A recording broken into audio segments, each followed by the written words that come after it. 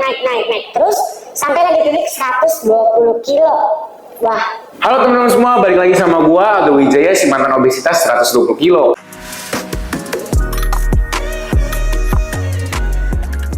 Yap, jadi benar banget, gue dulunya itu mantan obesitas 120 kilo dan gue udah berhasil turunin 53 kilo sampai angka 67 kilo. Dan sebenarnya emang teman-teman mungkin udah pada tahu gue kali ya dari TikTok, Instagram, kalau gue sih paling 120 kilo. Nah, tapi emang dari dulu itu teman-teman banyak yang nanya ini, Bang, gimana sih proses lu selama jalanin diet dari 120 kilo sampai berhasil ke 67 kilo? Nah, maka dari itu di video ini gue bakal mau jelasin perjalanan diet gue dari 120 kilo ke 67 kilo. Gue akan berusaha ceritainnya selengkap mungkin sesuai sama perjalanan gue, tapi ya agak singkat-singkat sedikit ya guys ya. Tapi sebelum kalian nonton, disclaimer dulu, gue itu bukan dokter, gue bukan ahli gizi ataupun personal trainer. Jadi ini adalah pure bener-bener pengalaman gue seorang obesitas yang udah berhasil turunin berat badan, dan gue bakal ceritain ke kalian semua. Ya gue harap dengan teman-teman yang masih belum jalanin diet terus ngeliat video perjalanan diet gue, kalian bisa tergerak hatinya untuk mulai diet dan terobsesi lagi guys. Oke, jadi langsung aja kita masuk ke ceritanya.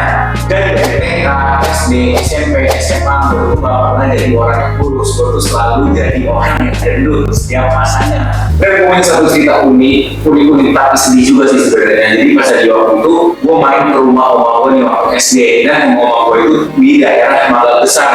Yang otomatis itu daerahnya kayak gang kecil gitu loh. Kan di situ ada kayak abang-abang tukang goes, dan itu tuh kayak mainan buat anak-anak kayak wahana. Dan bentuknya kalau kalian tuh kayak biangalan gitu guys. Jadi dia bentuk box, itu cuma satu anak, dan dia kayak muter gitu kayak biangalan, tapi versi kecilnya yang dibuat sama abang-abangnya. Terus pas itu abang gue ngajak gue main di situ, dan abangnya bilang abang gue gak bisa ikut main karena gue terlalu berat. Dari situ gue merasa kayak kok terintimidasi ya karena berat gue masih kecil, tapi gue gak bisa ngerasain bahagia kayak anak yang lainnya. Dan gue bilang ke abang kayak dalam hati kayak aja lu bang, suatu saat nanti gue gak bakal jadi orang gendut lagi. Itu gue bener-bener kesel banget waktu SD gue. Nah, masa SD udah kelar, akhirnya gue masuklah ke masa SMP guys. Di masa SMP ini bener-bener kayak udah makin brutal, karena di sini porsi makan gue makin banyak. Gue punya mindset gue bakal berhenti makan tuh kalau misalnya gue sampai kenyang pol. Dan kalau misalnya kalian tahu tuh, dulu gue pernah bikin video YouTube juga, gue bikin video mukbang makan KFC 9 bucket ayam, 2 kentang goreng, sama 2 nasi putih, sama 2 perkedel. Itu bener-bener gue makan harus sampai kenyang pol dah pokoknya. Kalau nggak kenyang tuh nggak mau berhenti guys. Itu mindset yang salah banget. Dan akhirnya sampai beranjak ke SMA itu pun berat gak kerasa nambah terus. Nah, gue ingat banget akhirnya tahun 2019 gue memutuskan untuk ikut nge-gym. Kalian jangan bilang kalau ini udah titik baliknya Bang Aldo ya. Bukan guys, ini tuh sebenarnya 5% keinginan gue nge-gym dan 95% itu karena gue ngikut-ngikut temen. Nah, karena posisi ini bikin gue kalau misalnya gue ke gym itu harus ada temennya. Kalau misalnya temen gak nge-gym, gue gak bakal nge-gym karena tuh gue masih malu banget datang ke gym. Dan kalau kalian tahu, selama 1 bulan gue member, gue itu datang cuma 2 kali. Dan kalau misalnya kalian tahu lagi, 2 kali itu gue latihan juga bener-bener gak bener, gak tahu main apa, tapi ya datang aja sekedar keringet doang. Dan dari sini gue langsung kayak mikir gym itu kayak gak enak, kayak gue kayaknya gak bakal sentuh gym lagi deh, gue kayaknya gak mau diet lagi. Ini sebenarnya salah banget. Akhirnya karena gue udah selesai berhenti nge-gym dan gue udah gak pernah jalan diet lagi, akhirnya berat badan gue pun naik terus guys. Akhirnya di satu titik gue ngerasa insecure banget nih. Pas lagi waktu teman-teman pada HSS, gue foto, gue kok ngeliat kok payudara gue, perut gue itu bener-bener jelek banget, kayak ngeleber gitu loh bentuknya. Sedangkan cowok-cowok teman-teman gue yang lain tuh kalau foto tuh bagus pakai baju, dan gue udah ngerasa waduh gue nggak bisa deh kayak gini, foto tuh kayak hasilnya kayak badut lah. Dan kalau misalnya gue jalan-jalan keluar tuh gue foto telanjang gitu, gue nggak pede karena ya buat jadi ketawaan teman-teman doang. Akhirnya di sini gue mulai coba untuk jalanin diet. Di sini gue jalan diet bener-bener nggak ada ngitung kalori, nggak ada yang ngitung protein dan lain-lain. Tapi di sini tuh yang penting gue taunya gue harus masukin protein kayak dada ayam, telur, dan biasanya tuh gue kayak ke sekolah gue bawa bekal. Terus ke setiap masak itu gue udah pasti masukin dada ayam di makanan gue. Dan gue ingat banget kalau misalnya gue ke sekolah tuh bawa bekalnya kayak bawa pisang, bawa telur. Dan sebenarnya ini juga kalau misalkan dibilang kayak diet yang salah, gue tuh bener-bener ngerasain lapar di titik ini. Dan kalau untuk olahraga sendiri, gue tuh ngelakuin jogging sekitar 10-30 menit. Sebenarnya juga nggak bisa bilang jogging karena gue kebanyakan jalan kaki. Misalkan gue kalau misalkan jogging sama temen ya, temen udah di mana, gue tuh jalan kaki, bener-bener mereka udah kelar, gue masih lama banget. Gue udah males banget gitu loh buat jogging. Di metode diet ini sebenarnya gue udah mulai berhasil guys, tapi tiba-tiba gue ngalamin shoulder gue patah. Sebenarnya juga nggak bisa dibilang shoulder gue patah atau retak ya pas itu, tapi intinya gue tuh off diet dulu sebentar. Dan sebentar itu yang mengundang bahaya, dan akhirnya gue udah nggak ngejalanin pola makan yang bener lagi, nggak makan protein lagi, makanan gue hancur, nggak ada olahraga, gue setiap malam makan butik, makan taichan, bener-bener semua makanan gue balik lagi kayak dulu dan lebih parah lagi. Dan di satu titik nggak kerasa berat badan gue naik terus sampailah di titik 120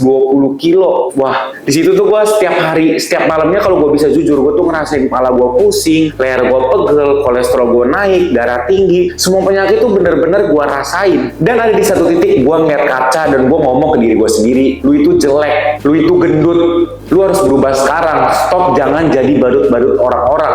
Di situ gue langsung kayak sedih banget dan gue ngerasa gue harus mulai untuk berubah demi badan gue. Nah, setelah gue memutuskan untuk diet, akhirnya gue memberanikan diri lagi datang ke gym. Tapi beda banget tempat gymnya sama yang kemarin. Dan karena gue insecure banget di daerah payudara gue selalu main bench press setiap hari dan ditutup sama cardio. Gue mikir itu kalau misalnya gue main bench press setiap hari itu bisa bantu ngilangin man boobs gue, dan ternyata nggak bisa juga guys. Dan kalau kalian tahu, setiap hari itu gue nimbang bisa 10 sampai 20 kali karena gue selalu ngeliatin progres gue. Ya itu kadang bikin stres juga sih, tapi kayak seru juga ngeliat timbangan itu. Dan akhirnya gak lama juga gue berhasil turun ke 93 kilo setelah proses yang panjang banget. Di sini teman-teman sama keluarga itu udah pada kaget karena kayak ini bukan Aldo gitu loh, berat gue udah 93 kilo dan muka gue tuh berubah total guys. Dan tapi kalian jangan senang dulu, di sini tuh nggak berlangsung lama guys. Gue tuh pas lagi udah berhasil 93 kilo, gue ngerasa goals gue udah kecapai, gue buat apa lagi nge-gym. Dan di situ tuh gue lagi fokus banget buat jalanin bisnis gue. Bener-bener nggak ada waktu buat latihan, nggak ada waktu untuk masak, nggak ada waktu untuk jaga pola makan. Dan akhirnya berat badan gue naik lagi ke 101 kilo.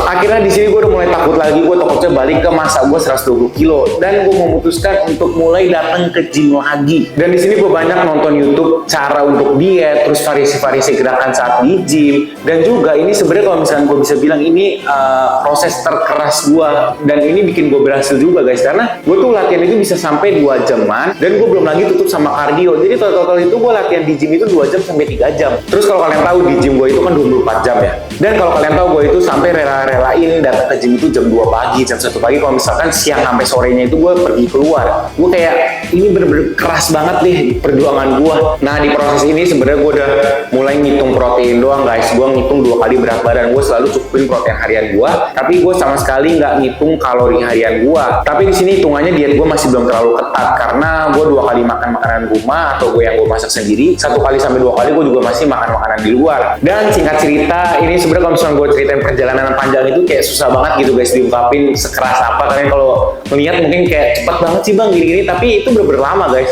Dan akhirnya gue berhasil ke 80 kilo. Dan di titik ini gue ngerasa gue kayaknya udah cukup untuk cuttingnya dan gue mau mulai untuk bulking. Dan yang gue lakuin itu bulkingnya kotor guys. Dan seminggu itu gue naik sampai 3 kilo di angka 83 kilo. Nah, setelah 1 minggu jalanin bulking, tiba-tiba teman gue yang kayak personal trainer yang ada di gym itu ngajakin gue buat, tuh lu kenapa nggak mau ikut kontes aja, cobain. Terus gue kayak mikir, waduh mana mungkin bisa gue ikut body kontes kan. Terus juga gue izin sama nyokap gue bener-bener gak izinin karena takutnya itu gue sakit atau kenapa-napa. Tapi karena gue orangnya maksa dan keras kepala, gue tetap maksain untuk ikut body kontes. Dan diet kontes pun dimulai. Baru jalan 4 hari, tiba-tiba gue langsung ngedrop sakit. Gue bener-bener udah ragu nih, gue lanjutin apa enggak. Terus kalau misalnya kalian tahu ini perjuangannya keras apa enggak, kalian cobain dulu aja guys diet kontes tuh kayak gimana. Dan akhirnya gue tetap ngelanjutin dulu nih. Nah, di proses diet ini gue udah mulai ngitung semuanya guys. Udah hitung kalori harian, hitung protein harian, hitung makrosnya kayak kandungan karbonnya berapa, terus kandungan fatnya berapa, sama kandungan proteinnya berapa. Dan kalau kalian tahu setiap hari itu gue cuma makan putih telur, ubi, sama dada ayam, sama sayur-sayuran buat ngenyangin guys. Dan gue inget banget ini kalau misalnya kalian nanya, bang itu cheat mealnya berapa kali? Itu gue cheat meal itu cuma 2 minggu sekali doang. Dan itu gue paling sering cheat mealnya itu pakai ayam geprek. Nah, banyak juga teman-teman yang nanya, lu gimana bang cara jalanin pas lagi diet kontes itu. Jadi itu gue jalanin puasa dulu guys. Pas lagi habis jalanin puasa, gue tuh nggak langsung makan, gue jalanin namanya fasted cardio dulu. Nah setelah fasted cardio tuh gue baru buka makan gue kan. Setelah buka makan gue, sore ke malam itu gue langsung mulai latihan angkat beban ke gym. Itu waktunya sekitar sejam setengah. Dan itu gue tutup lagi dengan cardio lagi setengah jaman. Jadi ya total itu sehari itu udah pasti cardio sekitar 1 jam. Nah di sini tuh gue udah nggak pernah nongkrong lagi. Jadi ya kalau kalian tahu itu hidup gue cuman fokus makan, bangun, nge-gym, masak. Udah itu doang deh pokoknya. Dan kalau misalnya kalian ngerasa bilang capek apa enggak ya, kalian cobain dulu aja gitu loh. Dan kalau kalian tahu gue tuh sering ngalamin namanya blackout. Jadi pas itu gue kayak mau buka kamar, tiba-tiba gue langsung hitam dan botol gue jatuh di situ. Gue bener-bener ya itu sering banget nih pokoknya ngalamin blackout. Dan akhirnya udah setelah proses panjang yang bener-bener suntuk banget, gue jalanin yang namanya peak week. Di sini posisi gue beratnya udah 70 kilo dan gue ngerasa selangkah lagi gue udah berhasil ngelawan diri gue.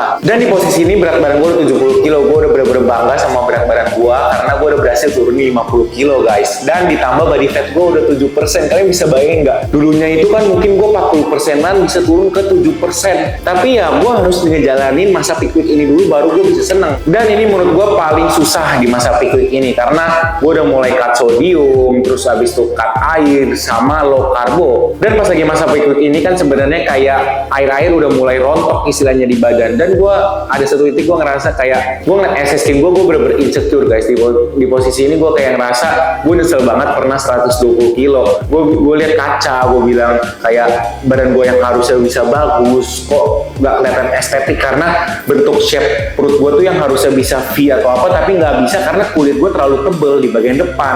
Dan six pack gue juga nggak terlalu kelihatan karena SS skin. Dan sama daerah payudara di bagian nipples gue itu turun karena ada SS skin itu. Ya tapi gue udah nggak pernah mikirin lagi karena gue udah pas itu fokus kayak yang penting gue udah berhasil turunin dan itu gue udah anggap sebagai penghargaan gue juga. Akhirnya gue tetap jalanin peak week dengan fokus. Gue udah cut sodium, makan dada ayam yang hambar, terus makan ubi yang sedikit, terus makan sayuran juga sedikit, dan udah mulai nge-cut air. Ya makanya gue nggak mau terlalu jelasin detail karena gue juga bukan orang ahli di body contest atau apa, gue juga baru pertama kali guys. Dan ini banyak metode-metode yang orang bisa lakuin pas lagi masa peak week ini. Jadi gue nggak mau terlalu jelasin secara detail. Dan setelah masa peak week selesai, H-1 gue ikut kontes itu berat badan gue 66,9. Kalian bisa bayangin gak sih? Udah turun 53 kilo. Itu gue bener-bener kayak ada kebanggaan dari diri gue sendiri. Gue bisa ngelewatin ini semua. Dan kalian bisa lihat muka gue pas lagi 66,9 itu bener-bener parah banget. Kayak orang tua iya, kayak tengkorak iya. Teman-teman semua kaget banget, muka gue bener-bener beda banget dari yang gue 120 kilo.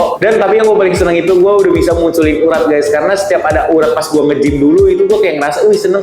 Dan ternyata pas lagi di posisi ini gue bener-bener bisa ngeliatin urat gue semua. Wah.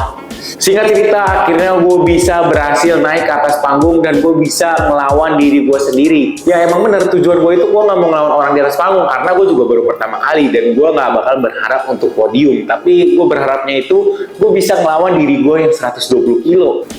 Jadi itu guys perjalanan diet gue dari 120 kilo. Sebenarnya kalau misalnya gue cerita begini kan emang kayak kelihatannya singkat. Sebenarnya tuh perjalanannya panjang juga guys. Jadi kayak bener-bener roller coaster turun naik. Jadi kalau di video ya kelihatannya singkat aja. Ya semoga dari perjalanan diet gue ini teman-teman banyak yang terinspirasi dan mulai belajar tentang kesalahan-kesalahan apa yang gue jalanin. Dan semoga teman-teman yang lagi jalan diet itu ngerasa pasti bisa. Gue aja yang dari 120 kilo aja bisa berhasil turun 53 kilo. Apalagi teman-teman semua. Dan buat teman-teman kalau misalkan mau request lagi nih misalkan tips-tips diet yang gue lakuin atau apa, kalian bisa langsung komen aja di bawah. Kalian langsung request aja, bang tolong bikinin video ini dong. Jadi gue langsung bisa bikinin buat teman-teman semua. Jadi makasih buat teman-teman yang udah nonton. Jangan lupa support YouTube channel gue dengan cara like, comment, and subscribe. Dan jangan lupa sharing ke teman-teman kalian yang masih jalanin diet tapi dari 100 kilo lebih. Gue Wijay, si mantan obesitas 120 kilo. Stay healthy and goodbye.